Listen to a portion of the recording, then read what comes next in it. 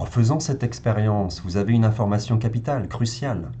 Quand je suis en situation sociale de mal-être ou de malaise, ou quelle que soit l'énergie ou l'émotion ou la colère ou la honte qui m'assaille, qui me monte quelquefois jusqu'au visage, jusqu'au rougissement, jusqu'à la nervosité, jusqu'à l'introspection où j'ose plus faire quoi que ce soit. Quand je suis dans cette situation, ce que j'appelle la perte de confiance en soi, c'est une perte de confiance dans le soi. Ça veut dire qu'en fait, dans le processus, progressivement, sans m'en rendre compte, à force d'essayer d'adhérer à un modèle, c'est-à-dire une représentation mentale de la situation, je m'éloigne du vrai soi. J'essaye d'écouter le moi qui me dit il faut que tu fasses comme ci, il faut que tu fasses comme ça, il faut que tu essayes ci, il faut que tu souris. Et plus je m'éloigne, plus je perds le contact, plus je perds la connexion avec le soi. La perte de confiance en soi, c'est une perte de connexion avec le soi. Le remède, il est évident, je l'ai déplié tout à l'heure. Si je reprends connexion au travers du corps et des sensations du corps, donc je reprends connexion avec le soi, donc je reprends confiance en soi. Simple, efficace et évident. De ces différentes vidéos sur la question du malaise en situation sociale et de la traversée dans un espace transitionnel de ce mal-être comme ouverture vers la confiance en soi, je voudrais ouvrir une perspective sur quelque chose qui promet encore plein d'autres vidéos parce que c'est une ouverture vers des dimensions vraiment, vraiment intéressantes. Si la perte de confiance en soi, c'est en fait une perte de contact avec le soi, c'est donc une perte de contact avec ce que le corps est en train de dire, c'est-à-dire une non-acceptation de ce que le corps est en train de dire. Entendons-nous bien, il y a des gens qui souffrent, il y a des gens qui sont dans des difficultés, qui connaissent depuis des années et qui n'arrivent pas à en sortir.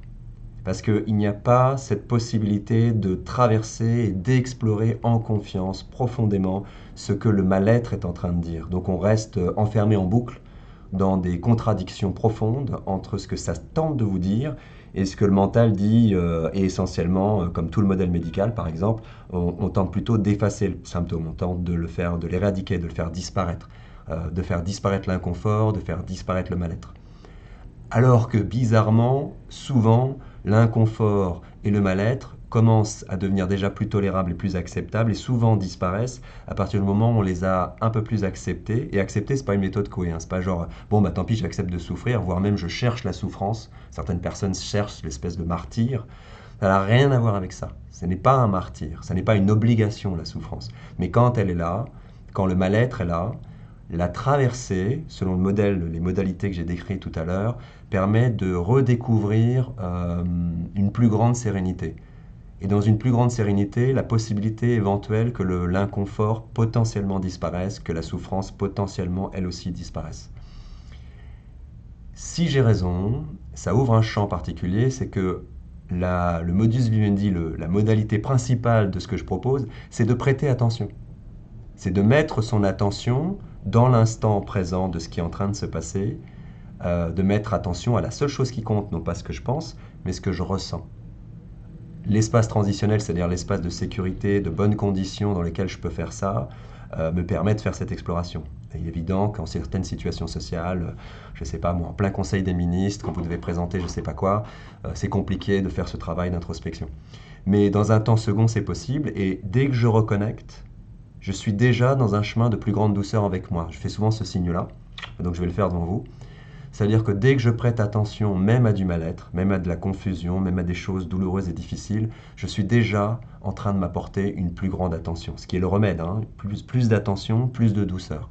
Plus de douceur, je vais y arriver. Plus de confiance et plus de conscience. Et là, vous avez l'équation finale. Repli sur soi devient, dans un regard positif, reprise de contact avec le soi, qui devient reprise de confiance dans le soi, reprise de confiance en soi et reprise de confiance dans le soi. Et ultimement, je ne sais pas, je vais y arriver sans me bredouiller, conscience de soi. Le remède ultime, c'est dans l'instant présent de prendre conscience de soi. La seule recherche possible et imaginable, c'est pour ça que ça ouvre la porte sur la méditation et plein d'autres choses, c'est porter sa conscience sur le soi.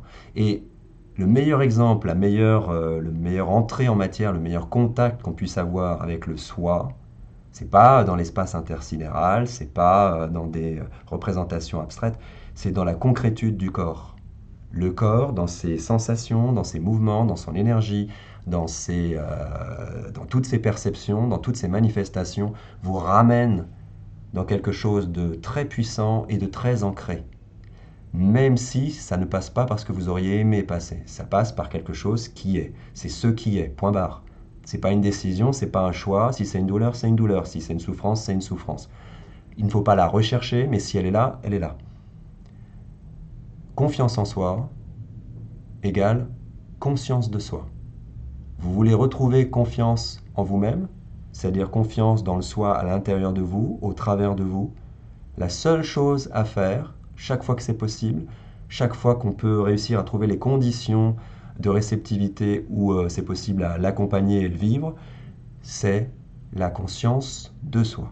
Confiance en soi égale retrouver la conscience en soi. La confiance de soi, je vais y arriver. Bon, je vais terminer sur ce bredouillage, mais je pense que vous avez compris. Donc, ben voilà, à très bientôt. Laissez cogiter tout ça, laissez digérer tout ça surtout dans les ressentis. Voyez comment ça vibre.